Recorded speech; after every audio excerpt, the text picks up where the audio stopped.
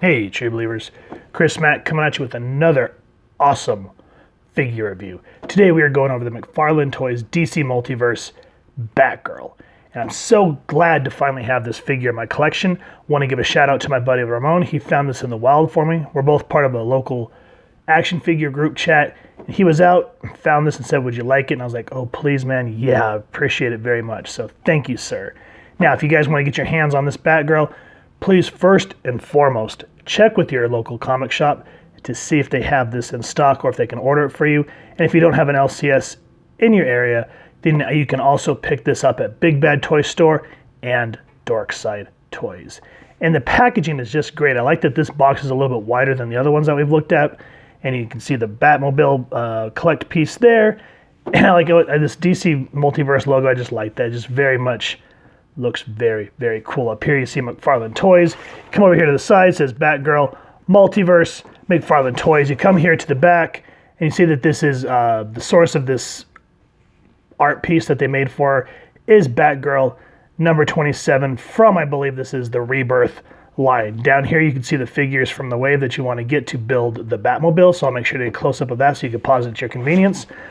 Flip it around this way, and like I always say, I really do appreciate that they do this. So if you're looking for the figures on the peg, you at least know which one you're looking at so you don't have to keep taking them off the rack. And I like it. It says Batgirl, Art of the Crime. That's really, really cool. Come here to the top, nothing there. Bottom, legal stuff, who cares? But what we do care about here is Babs a cool figure or not. So let's go ahead and get her out of her packaging and get a closer look at her. And here's Barbara Gordon out of her packaging, and I have to say, once you get her up on a stand, like this is the NECA stand, she looks really great. I'm glad that I finally got this version. Like I love my new 52 one because that looks more closer to the original design. But this new one that they did for Rebirth, I'm thrilled with it. It has enough elements of to give homage to the original look, but enough to just like when, anybody takes over a character to add something new. And this gives her a really classy, functional look about her. Now there's plenty to love about this figure, and there's a few things that have already gotten under my skin. So now we've had our time to kind of sit here and look at her posed and gush over her. Let's get her down and see everything that is about this figure. So before we get into Babs herself, let's go ahead and look at the accessories she comes with. First and foremost, she comes with this relatively ginormous batarang. So let's go ahead and get a focus on this bad boy. And the gold color I think is cool. It really matches her outfit. But man, this thing is monstrous. For example, the Greg Capullo Designer Series Batman that I have, he comes with 3 batarangs that fit in his hand. And they're probably about that big, so it looks more natural. As for this one, I don't know if they were just trying to exaggerate it for if you want to pose it on a shelf or whatnot. And I'm kind of glad that with these latter multiverse figures, that McFarlane is learning from his mistakes, because even though it looks nice, you put it in her hand. Let's see if I can get it in there and make it stay, because that's another thing is when you put it in there, there's no way to make it look natural. So see how you never see a batarang that huge in actuality, you know what I mean? So it's just kind of like, so, nonetheless, in terms of design, I think it's a beautiful piece, but to be used as a batarang, it's kind of like, no. The second thing that Barbara comes with is a, a grapple gun. And again, I think when McFarlane first got the license, I think they were kind of going more for his older figures where it was just in a certain pose and you just put it on a shelf and forget about it. As we're in modern times, there's more people doing action figure photography, the articulated comic book art stuff. And this, if you have her in a jumping pose, you put it in her hand. Come here. Get in there. And it's not as bad as trying to get this in her hand is where the other Batgirl we went over, that new 52 one. This one sort of fits in her hand better. But again, after you get it in there, I wish that they would give you a straight one, a longer straight one, and then maybe this one so you can kind of see it look like it's exploding out as she's jumping. But to just have it in there and that's it, it's sort of like, you know, you're limited to this accessory. That I don't like that. I don't like being limited. If I'm gonna get accessories, I like to have options. Kind of like how when we went over Snake Eyes, how you could take the silencer off that gun, or you can latch the what do you call it? The sheath for the katana on his back, or the backpack and attach the gun. I like having that multifacetedness of a figure. As with this, it is what it is. I'm probably not going to use this a whole lot, but nonetheless, I'm glad that I have it. The black looks nice. The silver, it's not so much a gunmetal silver because it's not, or gray, you know, it's not dark. It's very bright. That's okay. It's just kind of interesting that they decided to make this silver and this gold. I don't know, maybe they just did that to break up the monotony. So it's kind of random, but at least you have them, and that's cool. And again, that's really nice, but man, that thing is so fat, as where actual batarangs are, what do you call it, a lot thinner, and you know, that way they could be flipped like ninja shurikens. That looks more like something you just freaking walk up and wham, bang somebody over the head with. So the accessories, they're all right. I'll give them a B for at least trying. Now, as for Babs herself, before we get into the figure, get her straightened up because she looks a little drunk there, and get a focus. Her backstory is her first appearance was Detective Comics number 359 back in 1967. This is when she first was shown as Batgirl, and she really wasn't a superhero per se. She was going to a policeman's ball, and it was a costume party, so she decided to kind of dress up as a Batman type. And Bruce Wayne, on his way to the same party, was getting jumped. Barbara saw what was happening. She jumped into action, saved Bruce, and everyone's like, who is this mysterious Batwoman or Batgirl? I don't remember how they called it. And that was kind of it, and she sort of disappeared. She is the daughter of Commissioner Gordon, and she originally worked for the Gotham City Library. And what I thought was really neat about her character back in the day is they made her uniform functional. Like, you know, her dress that she wore around her waist, she'd undo that, and it would become her cape. And she had something, I think it was her boots, where she'd click something, like, and it would become her boots. And it's really neat. If you read that Detective Comics, I think it's that issue. It kind of shows how she's able to switch into the Batgirl outfit really quick.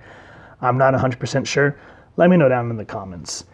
And then, you know, as the 80s came along, she was tragically paralyzed in Alan Moore's The Killing Joke. The Joker shoots her in the spine. But what was kind of neat is out of that, if you look in Suicide Squad number 23, they begin, what was the year, 1989, they begin to talk about a character named Oracle. And you come to find out that that is Barbara Gordon. And she kind of becomes the all-seeing eye of Gotham. You know, she's able to hack into anything because her computer skills are crazy. So her and Tim Drake are kind of like on the same level. So I like that they took, you know, she was a Batgirl, and then she kind of became her own character, and everybody fell in love with her, especially around the 90s when they dropped, I think it was Chuck Dixon at first, before, I don't remember the other person's name, when they dropped Birds of Prey. You know, she brought together the Huntress, Canary, and many others. And, you know, she kind of led that team, and was really stood on her own. And then after Flashpoint, they rebooted Batgirl. They said that Barbara found this miracle cure or like this, experimental surgery or something like that, that repaired her spine. And she became Batgirl once again, which kind of was neat to see her back in the outfit. But what killed me is that pushed, what was her name? Was it Cassandra Cain? No, not Cassandra Cain. I can't remember her last name. But she's Orphan now. And she was a really interesting Batgirl. But nonetheless, just to see Barbara back made me happy. And then her uniform at the beginning of New 52 is really nice. But as she kind of got more into Burnside, it started to get more cosplay looking. No offense to that. It didn't look like a Bat outfit, you know what I mean? So when Rebirth came along and they kind of released this incarnation, it gives homage to what she originally looked like while also adding something new, which is something I always appreciate. So with that said, let's look at this outfit. I like the mask. It's a far cry because, she used to wear a skull cap like Batman, but the mask's really nice. They did a really good job on the hair with the black wash to show off her nice red hair. I feel like it could be a little bit redder because this sort of is kind of an orangish look. So I don't know, maybe they just didn't have the design, which you would think that, they just did that Spider-Man retro wave and Mary Jane looks fine. But nonetheless, I think it looks good. I like how her mask has its own little horns, so it kind of goes through her hair like barrettes. I think that's really nice. The eyes are pretty. You can kind of see a little bit of paint splotches and whatnot, but I'll forgive it because I like this character. I like the way the hair droops down along the eye, even though you can't do jack squat about moving that, what I mean? It's there to stay. The red lipstick's really nice, kind of helps offset the orange. I like how the cape here, I like the shorter cape. I think that looks really neat, how it looks like her old cape, but it doesn't flow as long. So that's really nice. And of course, all the ripples in there just looks really nice. And the way it flips out. So if you can get this to where it looks like she's running and you can get that flowing up. Speaking of which, if you're going to mold this, be careful. I don't know if you can see it here, but see where it's starting to get a little bit of stress on the cape from me working with it. Be careful. And since we're under here, I like that backpack. So that kind of reminds me how Barbara used to always carry a shoulder bag with all her extra Batgirl outfits or accessories. So I think it's kind of neat. Again, they made it functional. So here's her backpack and how the yellow wraps all the way into the logo. See, I think that's a really cool design concept. Same thing with the cowl, how it goes all the way up her neck and flows. That's what I mean about functionality. I think that looks really great. I love this dark gray on the arms. And I think all the little line designs, I always think that's nice. I think that always kind of helps a figure look very, very fancy, especially here how it kind of zigzags up. That's really neat. Love this belt. I'm always a fan of when you can actually see the pouches on the utility belt, as were the original Dick Grayson Robin, where his was just that black belt, but he always had stuff on him. It was kind of like, where are you getting those from? So this at least shows that when you're out in the field, you can at least get a hold of everything that you need. I like the gloves. Of course, the little, I'm not sure what you would call those. The things that come off the bracers there. I always forget what they're called. And then, of course, I like the little bat design, just like on that other Batgirl. How it looks sort of like a bat. That's a really nice design. I like how the yellow comes down on the hips. I don't know why, but I think it just kind of helps it look fancy. So that's cool with me. And again, all the line work and the gray down the legs looks really, really good.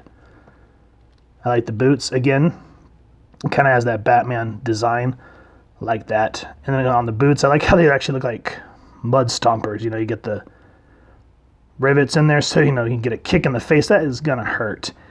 And again, functionality. So if Barbara wants to back kick somebody, that's not gonna feel good when her foot comes around and connects with your face. So again, I like how this figure, in terms of the paint apps, they're clean, they're nice. The design itself is functional, and that's what I like about Batgirl. She can stand on her own. She just all her stuff is fashion and function. So very lethal combination here. Posability wise, she works really well. There's a couple of things, but let's go ahead and jump right into it. So right off the bat, her head, you can tilt her down about that much, which is awesome. But with every long-haired character, here's where the problem starts. So you try to tilt it back, but this right here causes the head to not look up so good. And you can kind of rock it a little bit, but nonetheless, you're still going to have trouble tilting it back. So I wish that there's a way that they can kind of figure out how to work around the long hair. Head goes that far, and there's a little bit of play, but again, because of the hair right here, you can't really do a whole lot. Arms can go out this high, and then when you twist it up, you can go that high. Double jointed elbows, so glad that they got that right. Now the wrists, here's where one of my complaints comes in, is because it's on a, let me get a focus here. Focus! Okay. So as you can see here, there's a ball joint. And here's where the pivot point is. So you can turn the hand like so, and then you can kind of twist see, here's where the problem is this ball joint spins independently of the hand. So you have to kind of hold it in place to get, and it did it anyway. So you have to kind of really use your fingernail, twist the hand the best you can to get it to look like that. But yeah, if you can't, that ball joint is going to drive you bat poop crazy. So that's probably my only downfall. I'm glad that it's bendable and it does that. But when it spins independently, it's a pain in the butt to try to grip with your fingernail and try to twist the hand the way you want it. So that's probably the only downfall with the hand. Hand does spin 360, ball joint does spin independently. So as you can see, it's starting to move on me. So that's real frustrating. But whatever. The waist, as we focus again, doesn't bend here, it bends here. So you can get Babs to do that much, and always be careful because you never know what's going to happen with figures, you know what I mean? And that much. Ab crunch, pretty far that way. Pretty far that way. And then what's really neat is Babs does kind of have a little bit of extra pivoting here. So you can kind of get a little bit of extra. Not like a whole lot, but see how you can get her to back bend a little bit with this. There's like a, I don't know what type of joint that's called, but it's like a wrench or a ratchet. So you can kind of get her to twist like that, as you can see. So that's kind of neat. Legs that far out, which is cool because Babs is acrobatic. So I'm glad that they really kept that into account so you can really get some good high kicks to the face going on. So she can just be like, yeah, in your face. Ow, as I hit everything. You come back down. Knees, double jointed, thankfully. Ankles can go up that much, that far down. This ball joint does spin independently, but it's not as loose as the ankle, so it's not going to go haywire on you as much as the wrist, so thankfully for that. It does have a little bit of an ankle pivot, so you're going to be good on that. And then these toes, even though they look kind of awkward, that does help immensely, though you never really want to put them that far because, yeah, who can actually do that with their feet? So yeah, that's the, the articulation in a nutshell. Not too bad. Just I hate that the ball joints there on the feet and the ankles. Feet and wrists spin independently. So for some size comparisons with this Batgirl, here's the DC Designer series, Greg Capullo, Batman. Here's the DC Designers, Nightwing, and then here's the new 52 Batgirl that we went over a while back. And as you can see, they all look absolutely beautiful. I'm still partial to this look because it captures a lot of her original look, plus the skull cap. I mean, yeah, she has the black and it looks more armorish, but that just very much looks like Barbara to me. This new look, I really do say that 3 times fast. I enjoy a lot. I'm glad that they decided to upgrade her look, give some remnants of the past, but try to do something different. That's always kind of what you want to do as a writer and an artist, is take something and expound upon it. And I think they did a great job with this look. And I still love both of these figures very much. That's why I always use them in my comparisons. If you guys would like to see reviews on either of these figures, let me know down in the comments. But if you guys get these, even though she's smaller, that's okay. You know, using depth of field or whatnot, or if you just put them on a shelf, no one's really going to notice. And nonetheless, you're going to have 2 really cool looking Batgirls. So no complaints here. I am a happy little camper with what I have in my collection, and I just cannot wait to see what kind of cool photos we can get with Barbara here. Overall, I absolutely enjoy this figure. Now, as I've said, these early McFarlane ones, they're really hit and miss, but I think he's kind of learned from, you know, the mistakes, their trial and error, and they've just continued to get better. As where, you know, a lot of toy lines, what they'll do is they'll just keep pumping out the same thing, and you just get the continuing problems, which is really frustrating. So I'm glad that as McFarlane has moved forward with these newer figures, a lot of the kinks have been worked out. So like I said, with this Batgirl, the only things I have against her is the ball joint they put in her wrists, because that can be kind of frustrating. I said the same thing about my Sabretooth review. I don't like that she doesn't have a boot cut or an upper thigh cut, because those really help in terms of articulation, especially for posing, especially something like this. I mean, there's ways around it, so I can't ding it too much, but I just want to give everybody a heads up on what to expect. And the other thing that really drives me nuts with long-haired characters that I wish there was some sort of workaround is the head. This one, you can't look down that much because she has all that hair going on, and that's just a problem across the board on a lot of figure lines. But as you can see, once you finagle with her a little bit, she looks absolutely beautiful. So if you guys have enjoyed this figure, please first and foremost support your local comic shop and see if they can order it for you or if they have it in stock. If not, then you can go the other routes of online or whatnot, or local collectors too, because you never know what the community will have in stock for you. And if you guys have enjoyed this review, we really would appreciate it if you take a moment to hit like, share, and subscribe. It really helps the club channel out, and we really appreciate it. And if you wouldn't mind hitting that fancy little bat bell next to subscribe, that way as we continue to upload content, you guys get notified. Come to the channel, and we love talking with y'all and hearing your feedback down in the comments below or on our social media pages, which I'll make sure to leave the links down in the description below. So stand by for the photo slideshow here at the end. And with all that said, thank you so much for stopping by. I hope you all continue to have an absolutely amazing day reading, and happy hunting, true believers.